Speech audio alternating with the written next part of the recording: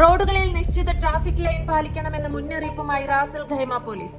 കൃത്യമായ ലൈൻ മാർക്കിംഗുകൾ പാലിക്കാതെ അപകടകരമായ രീതിയിൽ വാഹനമോടിച്ച ഒരു ഡ്രൈവർ ക്യാമറയിൽ കുടുങ്ങിയതിന്റെ ദൃശ്യങ്ങൾ പുറത്തുവിട്ടാണ് പോലീസ് ജാഗ്രതാ നിർദ്ദേശം നൽകിയിരിക്കുന്നത്. ഇത്തരത്തിൽ നിയമം ലംഘിക്കുന്നവർക്ക് 400 ദിർഹം പിഴ ചുമത്തുമെന്ന് അതോറിറ്റി വ്യക്തമാക്കി. രാജ്യത്ത് നടന്നുകൊണ്ടിരിക്കുന്ന റോഡ് സുരക്ഷാ ക്യാമ്പയിന്റെ ഭാഗമായാണ് പോലീസ് ഈ ട്രാഫിക് ബോധവൽക്കരണ വീഡിയോ സോഷ്യൽ മീഡിയയിലൂടെ പങ്കുവച്ചത്. വ്യക്തമായ ഓവർഹെഡ് ദിശാസൂചന അടയാളങ്ങളുള്ള ഒരു പ്രധാന ജംഗ്ഷനിലാണ് സംഭവം നടന്നത്. നേരെ പോകാനും ഇടത്തോട്ടും വലത്തോട്ടും തിരിയാനും യു ടേൺ എടുക്കാനുമെല്ലാം ഇവിടെ പ്രത്യേക പാതകൾ നിശ്ചയിച്ചിട്ടുണ്ട്. എന്നാൽ ഈ ജംഗ്ഷനിൽ വെച്ച് നേരെ പോകാൻ മാത്രമായി നിശ്ചയിച്ചിട്ടുള്ള ലൈനിൽ കാത്തുനിന്ന ഒരു സെഡാൻ കാർ വാഹനങ്ങൾ നീങ്ങി തുടങ്ങിയപ്പോൾ പെട്ടെന്ന് നിയമവിരുദ്ധമായി ഇടത്തേക്ക് തിരിയുകയായിരുന്നു.